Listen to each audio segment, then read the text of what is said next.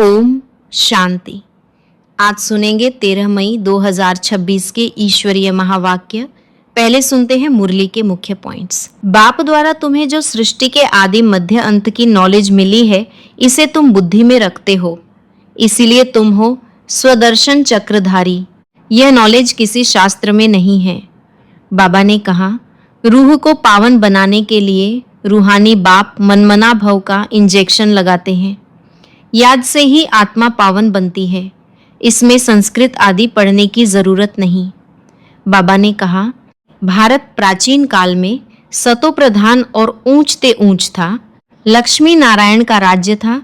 Christ से 3000 वर्ष पहले भारत स्वर्ग था और कोई धर्म नहीं था।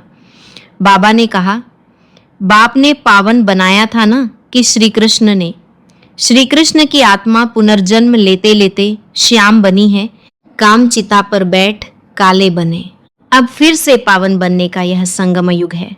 मुरली का सार, मीठे बच्चे बाप द्वारा तुम्हें जो सृष्टि के आदि मध्य अंत की नॉलेज मिली है, इसे तुम बुद्धि में रखते हो, इसलिए तुम हो स्वदर्शन चक्रधारी। आज का प्रश्न है, रूह को पावन बनाने के लिए रूहानी बाप कौन सा इंजेक्शन लगाते हैं? उत्तर है मनमना भव का। यह इंजेक्शन रूहानी बाप के सिवाय कोई लगा नहीं सकता। बाप कहते हैं, मीठे बच्चे तुम मुझे याद करो, बस याद से ही आत्मा पावन बन जाएगी। इसमें संस्कृत आदि पढ़ने की भी जरूरत नहीं है। बाप तो हिंदी में सीधे शब्दों में सुनाते हैं। रूह को जब यह निश्चय हो जाता है कि रूहानी बाप हमें पावन बनने की युक्ति बता रहे हैं, तो विकारों के को छोड़ती जाती है। ओम शांति। ओम शांति का अर्थ तो बच्चों को समझाया है। आत्मा अपना परिचय देती है। मेरा स्वरूप शांत है और मेरा रहने का स्थान शांति धाम है, जिसको परम धाम, निर्वाण धाम भी कहा जाता है। बाप भी कहते हैं कि देह अभिमान छोड़ दे ही अभिमानी बनो। बाप को याद करो, वह पतित पावन। यह कोई भी नहीं जानते कि हम आत्मा है, यहाँ आए हैं पार्ट बजाने। अब ड्रामा पूरा होता है, वापस जाना है। इसलिए कहते हैं, मुझे याद करो तो तुम्हारे विकर्म विनाश होंगे। इसको ही संस्कृत में कहते हैं मनमना भव। बाप ने कोई संस्कृत में नहीं कहा है। बाप तो इस हिंदी भाषा में समझाते हैं। जैसे गवर्नमेंट कहती है एक ही हिंदी भाषा होनी चाहिए, बाप ने भी वास्तव में हिंदी में ही समझाया है। परंतु इस समय अनेक धर्म, मठ, पंथ होने के कारण भाषाएं भी अनेक प्रकार की कर दी हैं। सतयुग में इतनी भाषाएं होती नहीं जितनी यहाँ हैं।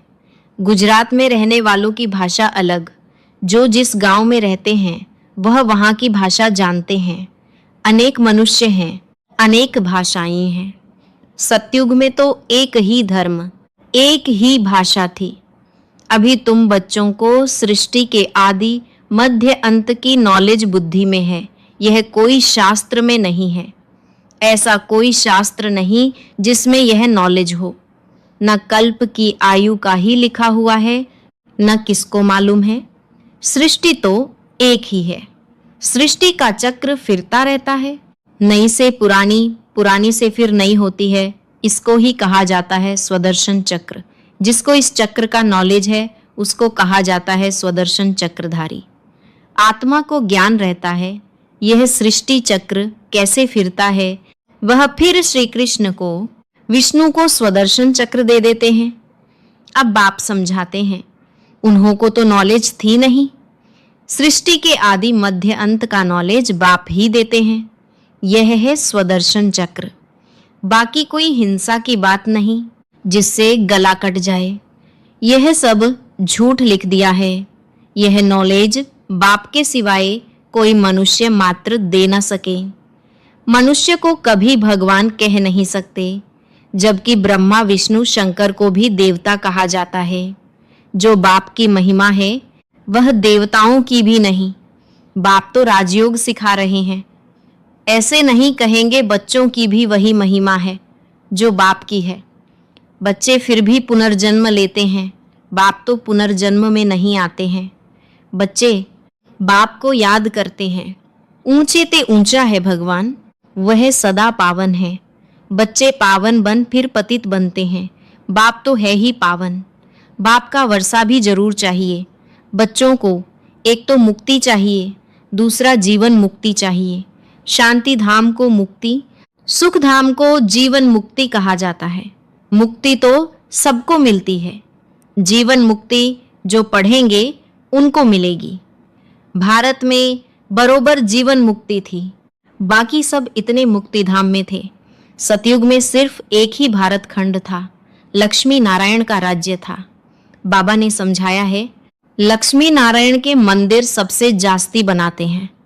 बिड़ला आदि जो मंदिर बनाते हैं वह यह नहीं जानते कि लक्ष्मी नारायण को यह बादशाही कहाँ से मिली, कितना समय राज्य किया, फिर कहाँ चले गए, कुछ भी नहीं जानते। तो जैसे गुड़ियों की पूजा हुई ना, इसको कहा जाता है भक्ति। आपे ही पूज्य फिर आपे ही पुजारी। पूज्य और पुजारी में बहुत फर्क है, उनका भी अर्थ होगा ना। पतित उनको कहा जाता है जो विकारी हैं। क्रोधी को पतित नहीं कहेंगे, जो विकार में जाते हैं उनको पतित कहा जाता है। इस समय तुमको ज्ञान अमृत मिलता है, ज्ञान का सागर है ही एक बाप। बाबा ने समझाया है, यह भारत ही सतो प्रधान ऊंचते ऊंच था, अभी तमो प्रधान है। यह तुम्हारी बुद्धि में है, यहाँ कोई राजाई तो है नहीं, यह है ही प्रजा का प्रजा पर राज्य। सतयुग में बहुत थोड़े होते हैं, अभी तो कितने हैं। विनाश की तैयारियां भी होती हैं। दिल्ली परिस्तान तो बनना ही है, परंतु यह कोई जानते नहीं है। वह तो समझते हैं यह न्यू दिल्ली है। इस पुरानी दुनिया को पलटाने वाला कौन है, ये किसको पता नहीं है। कोई शास्त्र में भी नहीं है। समझाने वाला एक ही बाप है। अभी तुम बच्चे नई दुनिया के लिए तैयारी कर रहे हो, कौड़ी से हीरे मिसल बन रहे हो। भारत कितना सॉल्वेंट था, दूसरा कोई धर्म नहीं था, अभी तो अनेक धर्म हैं। अब रहमदिल बाप को याद करते हैं। भारत सुखधाम था, यह भूल गए हैं। अब तो भारत का क्या हाल है, नहीं तो भारत हेवन था। बाप का जन्म स्थान है ना, तो ड्रामा अनुसार उनको तरस आ जाता है। भारत तो प्राचीन देश है, कहते भी हैं। बरोबर क्राइस्ट से 3000 वर्ष पहले भारत स्वर्ग था और कोई धर्म नहीं था। अभी यह भारत बिल्कुल पट आकर पड़ा है। गाते तो हैं, भारत हमारा देश सबसे ऊंच था, नाम ही था हेवन, स्वर्ग। भारत की महिमा का भी कोई को पता नहीं है। बाप ही आकर भारत की कहानी समझाते हैं। भारत की कहानी माना दुनिया की, इसको सत्यनारायण की कहानी कहा जाता है। बाप ही बैठ समझाते हैं। पूरे 5000 वर्ष पहले भारत में लक्ष्मी नारायण का राज्य था, जिन्हों के चित्र भी हैं, परंतु उन्हों को यह राज्य कैसे मिला? सतयुग के आगे क्या था, संगम के आगे क्या था? कलयुग, यह संगम युग, जिसमें बाप को आना पड़ता है, क्योंकि जब पुरानी दुनिया को नया बनाना हो तभी मुझे आना पड़ता है, पतित दुनिया को पावन बनाने। मेरे लिए फिर कह दिया है सर्वव्यापी, युगे युगे आता है। तो मनुष्य ही मूंझ गए हैं। संगम युग को सिर्फ तुम जानते हो। तुम कौन हो? बोर्ड पर लिखा हुआ है प्रजापिता ब्रह्मा कुमार कुमारी। ब्रह्मा का बाप कौन? शिव। ऊंचते ऊंच, पीछे है ब्रह्मा, फिर ब्रह्मा द्वारा रचना होती है। प्रजापिता तो जरूर ब्रह्मा को ही कहा जाता है, शिव को प्रजापिता नहीं कहेंगे। शिव सभी आत्माओं का निराकार बाप है। फिर यहाँ आकर प्रजापिता ब्रह्मा द्वारा एडाप्ट करते हैं। बाप समझाते हैं, मैंने इसमें प्रवेश किया है। उन द्वारा तुम मुख वंशावली ब्राह्मण बने हो। ब्रह्मा द्वारा ही तुमको ब्राह्मण बनाए, फिर देवता बनाता हूं। अभी तुम ब्रह्मा के बच्चे बने हो। ब्रह्मा किसका बच्चा? ब्रह्मा के बाप का कोई नाम है? वह है शिव निराकार बाप। वह आकर इनमें प्रवेश कर एडाप्ट करते हैं, मुख वंशावली बनाते हैं। बाप कहते हैं, मैं इनके बहुत जन्मों के अंत में प्रवेश करता हूं। यह हमारा बन जाता है। संन्यास धारण करते हैं। किसका संन्यास? 5 विकारों का। घर बार छोड़ने की दरकार नहीं। गृहस्थ व्यवहार में रहते पवित्र रहना है। मामेकम याद करो तो तुम्हारे विकर्म विनाश हो जाएंगे। यही योग है जिससे खाद निकल जाती है और तुम सतो प्रधान बन जाते हो। भक्ति में तो भल कितने भी गंगा स्नान करें, जप तप आदि करें, नीचे उतरना जरूर है। सतो प्रधान थे, अब तमो प्रधान है, फिर सतो प्रधान कैसे बने? सिवाय बाप के कोई रास्ता बता न सके। बाप तो बिल्कुल ही सहज रीति बताते हैं। मामेकम याद करो, यह आत्माओं से बात करते हैं, कोई गुजरातियों व सिंधियों से बात नहीं करते। यह है ही रूहानी ज्ञान। शास्त्रों में है जिस्मानी ज्ञान। रूह को ही ज्ञान चाहिए, रूह ही पतित बना है, उनको ही रूहानी इंजेक्शन चाहिए। बाप को कहा जाता है रूहानी अविनाशी सर्जन। वह आकर अपना परिचय देते हैं कि मैं तुम्हारा रूहानी सर्जन हूँ। तुम्हारी आत्मा पतित होने के कारण शरीर भी रोगी हो गया है। इस समय भारतवासी तथा सारी दुनिया नरकवासी है, फिर स्वर्गवासी कैसे बन सकती है? सो बाप समझाते हैं। बाप कहते हैं मैं ही आकर सब बच्चों को स्वर्गवासी बनाता हूँ। तुम भी समझते हो बरोबर हम नरकवासी थे। कलयुग को नरक कहा जाता है, अब नरक का भी अंत है। भारतवासी इस समय रौरव नरक में पड़े हैं, इसको सावरंटी भी नहीं कहेंगे। लड़ते झगड़ते रहते हैं। अब बाप स्वर्ग में ले जाने लायक बनाते हैं तो उनका मानना चाहिए। अपने धर्मशास्त्र को भी नहीं जानते हैं, बाप को ही नहीं जानते। बाप कहते हैं मैंने तुमको पतित से पावन बनाया था ना कि श्री कृष्ण ने। श्री कृष्ण तो पावन नंबर 1 था, उनको कहते भी हैं श्याम सुंदर। श्री कृष्ण की आत्मा पुनर्जन्म लेते लेते अब श्याम बनी है, काम चिता पर बैठ काले बने हैं। जगत अम्बा को काली क्यों दिखाते हैं, यह कोई नहीं जानते हैं। जैसे श्री कृष्ण को काला दिखाया है, वैसे जगत अम्बा को भी काला दिखाते हैं। अब तुम काले हो फिर सुंदर बनते हो। तुम समझा सकते हो भारत बहुत सुंदर था। सुंदरता देखनी हो तो अजमेर यानी सोनी द्वारिका में देखो। स्वर्ग में सोने हीरे के महल थे, अभी तो पत्थर भित्तर के हैं, सब तमो प्रधान हैं। तो बच्चे जानते हैं शिव बाबा ब्रह्मा दादा दोनों इकट्ठे हैं, इसीलिए कहते हैं बाप दादा। वर्षा शिव बाबा से मिलता है। अगर दादा से कहेंगे तो बाकी शिव के पास क्या है? वर्षा शिव बाबा से मिलता है ब्रह्मा द्वारा। ब्रह्मा द्वारा विष्णुपुरी की स्थापना। अभी तो रावण राज्य है, सिवाय तुम्हारे सब नरकवासी हैं। तुम अभी संगम पर हो, अभी पतित से पावन बन रहे हो, फिर विश्व के मालिक बन जाएंगे। यह कोई मनुष्य नहीं पढ़ाते हैं। तुमको मुरली कौन सुनाते हैं? शिव बाबा। परम धाम से आते हैं, पुरानी दुनिया पुराने शरीर में।